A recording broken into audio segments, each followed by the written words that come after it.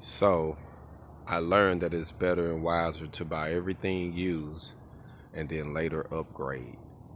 Have a goal on what you want first, figure out what you need, and say, okay, let me start from this level and then upgrade. I bought a used truck, but I own it. I bought a used RV, a fifth wheel, and I own it.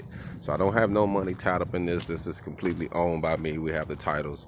I'm gonna give you a small little walkthrough and show you what my little RV loft look like. That's what I call it. It's a loft. That's our RV loft. We'll give you a small look preview. Kind of check out how our little RV set up. But this is my RV, man. Nothing special. Like I say, this is our little setup. Our little RV life. Pretty much how we got everything set up. Kitchen area, pantry.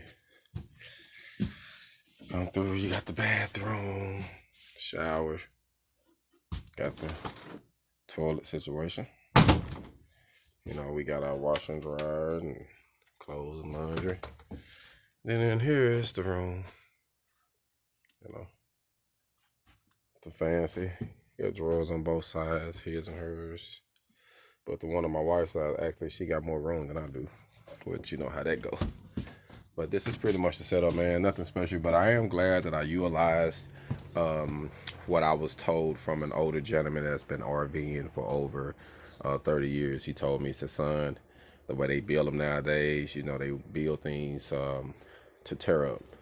But there are a few good RV dealers that actually build reliable units. So I would buy something used first to keep your money getting tied up.